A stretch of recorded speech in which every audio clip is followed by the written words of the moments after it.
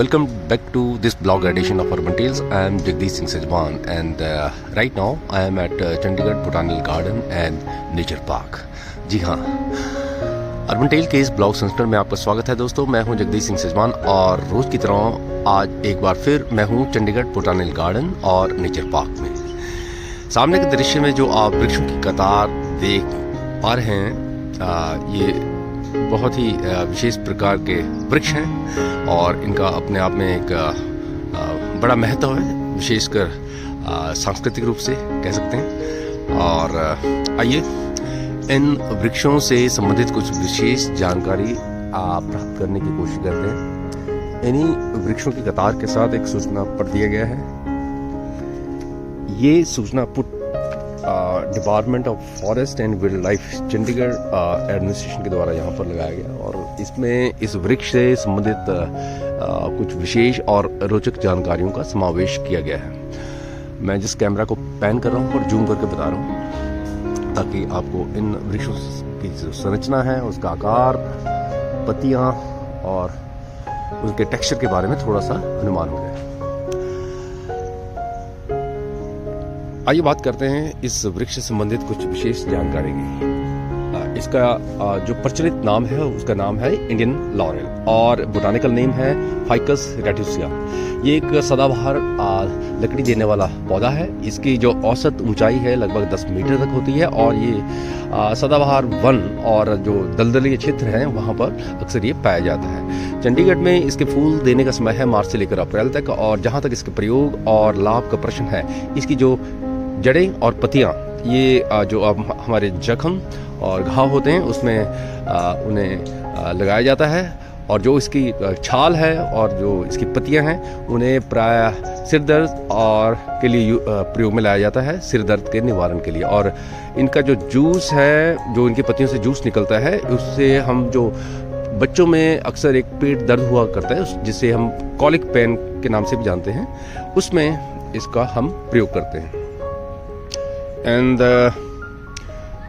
Juice from the bark internally for liver disease, और liver की जो रोग होते हैं तो जो इसके छाल का जो अंदरला हिस्सा होता है इसमें से जो जूस निकलता है उसका हम प्रयोग में लाते हैं। और साथ ही इसमें कुछ रोचक तथ्य इस वृक्ष के बारे में दिए गए हैं।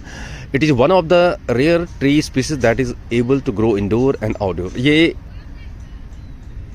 एक बहुत ही वृक्षों की प्रजातियों की यदि हम बात करें तो ये उन प्रजातियों में से एक है जिसे कि हम घर के अंदर भी उगा सकते हैं, इंडोर भी उगा सकते हैं और बाहर भी उगा सकते हैं। That is also the reason why it is one of the most common bonsai tree. और शायद यही कारण है कि जब हम बॉन्साई पौधों के निर्माण की बात करते हैं तो इस वृक्ष का हम बहुतायत उपयोग करते हैं। और अब कुछ बात करते हैं। ये जो वृक्ष है ये दक्षिण एशिया, भारत और श्रीलंका का एक नेटिव प्लांट है। टर्मिनालिया एलिप्टा इसका बोटानिकल नेम है और ये जैसे कि मैं कह सकूँ दक्षिण भारत में मुख्यतः पाया जाता है। Nepal, Bangladesh, Myanmar, Thailand, Laos, Cambodia and Vietnam. और ये मुख्यतः जो आपके नमी वाले जो पतझड़ी किस्म के वन होते हैं उनमें लगभग 1000 मीटर, लगभग आप कह सकते हैं 3600 फीट ऊंचाई तक समुद्र तल से ये अक्सर ये पाया जाता है।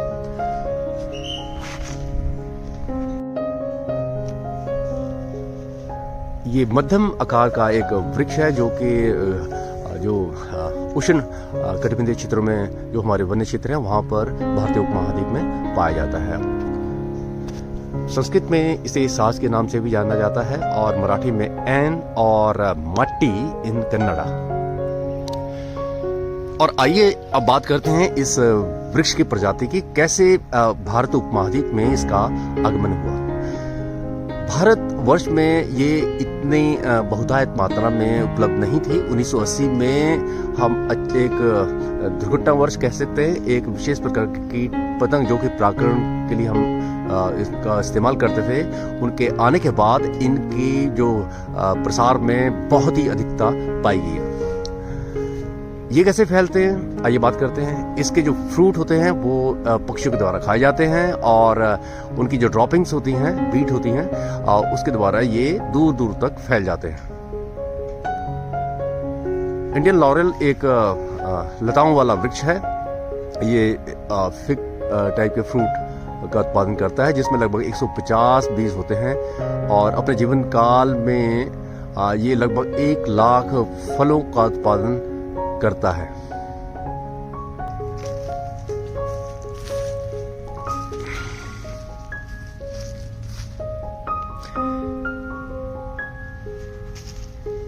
इंडियन लॉरेल ट्री को घुटने वाला, लपेटने वाला वृक्ष भी कहा जाता है, लताओं वाला वृक्ष भी कहा जाता है, क्योंकि ये अक्सर दूसरे वृक्षों के ऊपर ये लिपट जाते हैं और जिस वृक्ष के ऊपर ये लिपटते हैं उससे लगभग घोट कर रख देते हैं।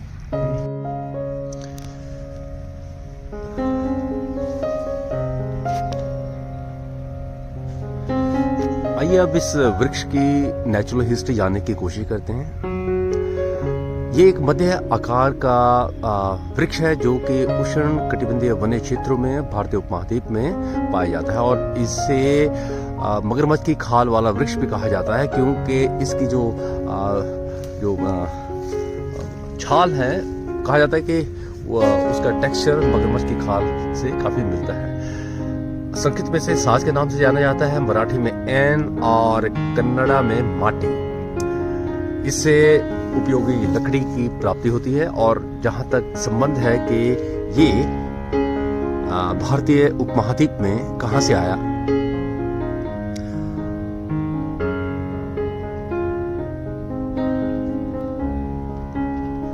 और आइए अब बात करते हैं कि यहाँ पर इसका आगमन कैसे हुआ भारतीय उपमहाद्वीप में।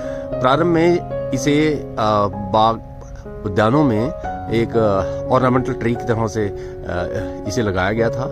1980 तक इसका प्रसार अधिक नहीं हुआ था, पर उसी वक्त दुर्भाग्यवश जो परागण करने वाली एक विशेष कीटों की प्रजाति के यहाँ पर आने से इसके प्रसार में बहुत ही अधिक वृद्धि देखी गई। ये फैलता कैसे है? इसके फलों को पक्षियों के द्वारा खाया जाता है और पक्षियों की जो ड्रॉपिंग्स होती हैं, बीट होती है, उसके द्वारा इसका प्रसार दूर दूर तक हो जाता है।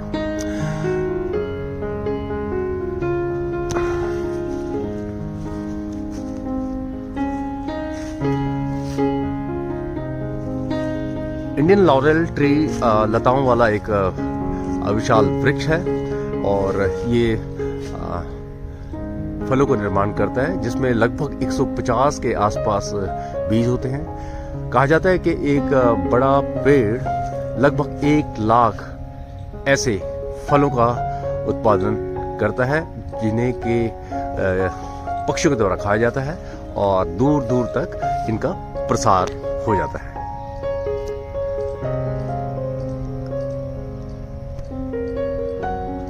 इंडियन लॉरेल जो ट्री है, इन्हें घोटने वाला या घोटकर मारने वाला वृक्ष भी कहा जाता है, क्योंकि ये प्राय दूसरे वृक्षों के ऊपर उगते हुए नजर आते हैं और अपने जो होस्ट प्लांट होता है उसके जो सर्वाइवल है उसके लिए खतरा बन जाते हैं, क्योंकि ये इसमें से निकलने वाली लताएं जो अपने होस्ट प्लांट को लगभग उसे जकड़ लेती हैं और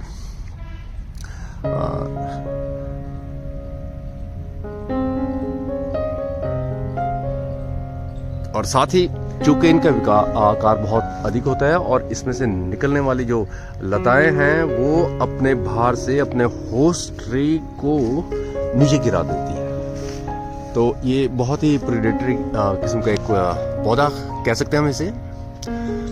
और साथ ही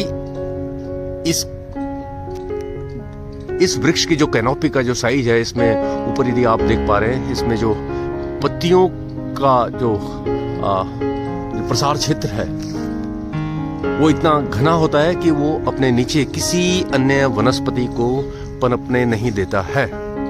इसलिए इसे एक प्रीडेटरी टाइप का वृक्ष भी कहा जाता है। ये देखिए, मैं थोड़ा नजदीक से आपको ये देखिए इसकी लताएं।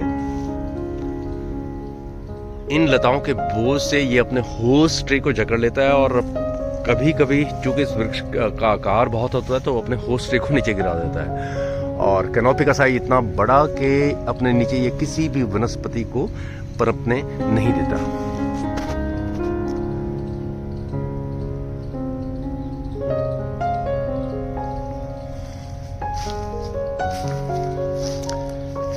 एक वयस्क जो वृक्ष है ये लगभग 60 फीट 18 मीटर तक ऊपर जा सकता है, और इसको हटाने की जो प्रक्रिया बहुत ही महंगी होती है और विशेष प्रकार का प्रोफेशनल एक्सपर्टाइज चाहिए इस वृक्ष को हटाने के लिए।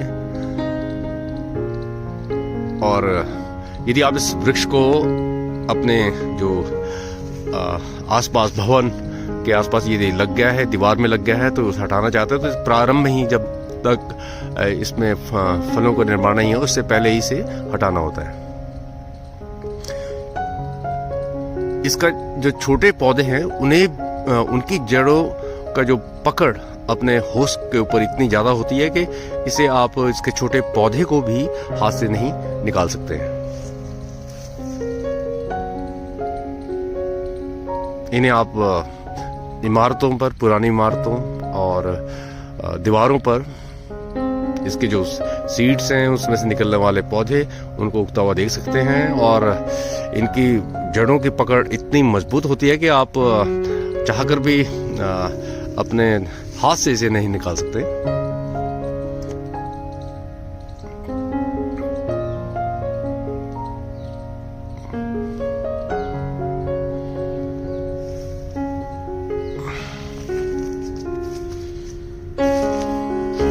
इसकी लकड़ी का प्रयोग कैबिनेट नेटवर्क के लिए किया जाता है, जोड़ने के लिए किया जाता है, पैनलिंग के लिए किया जाता है, और किश्तियों के निर्माण के लिए किया जाता है। और जो रेलवे लाइंस होती हैं उसमें जो आप लकड़ के जो वो स्लीपर्स देखते हैं उनके लिए इसका इस्तेमाल किया जाता है। और म्यूजिकल इंस्ट्रूमेंट, जी हाँ, जैसे गिटार हो गया आपका, फ्रेट बोर्ड हो गया, उसमें भी इस वृक्ष से जो हमें लकड़ी प्राप्त होती है उसका इस्तेमाल किया जाता है।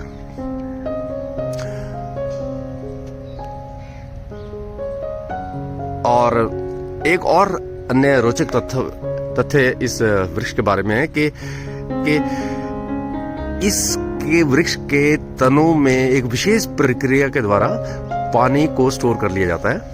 और बहुत सारे क्षेत्रों में जो जंगली आदिवासी लोग होते हैं, इस सूखे के मौसम में इसके तनों में जो इसने पानी का संग्रहण किया होता है उसका इस्तेमाल करते हैं। और पेट दर्द के लिए भी इसका निवारण के लिए इसका इस्तेमाल किया जाता है। और अब बात करते हैं इसके सांस्कृतिक महत्व की। कहा जाता है कि महात्मा बुद्ध को इस वृक्ष के नीचे निर्वाण की प्राप्ति हुई थी। जी हाँ, उन्हें एनलाइटनमेंट हुआ था इस वृक्ष के नीचे, इसीलिए इसे बोधि वृक्ष के नाम से जाना जाता है। परंतु दूसरा पहलू ये भी है कि कुछ लोगों का मानना है कि महात्मा बुद्ध को जो निर्वाण की प्राप्ति हुई थी वो एक नीम के वृक्ष के नीचे हुई थी। जी हाँ, आजाद वृक्ष था। तो खैर, हम इस विवाद में नहीं पड़ते हैं। तो ये था इंडियन लॉरेल ट्री, जो कि ये मार्ग के दोनों ओर कतारों में लगा हुआ है। ये सामने आप देख पा रहे हैं, चंडीगढ़ बोटानिकल गार्डन और नेचर पार्क में। मैं हूं जगदीश सिंह सजवान, और आज के लिए इतना ही।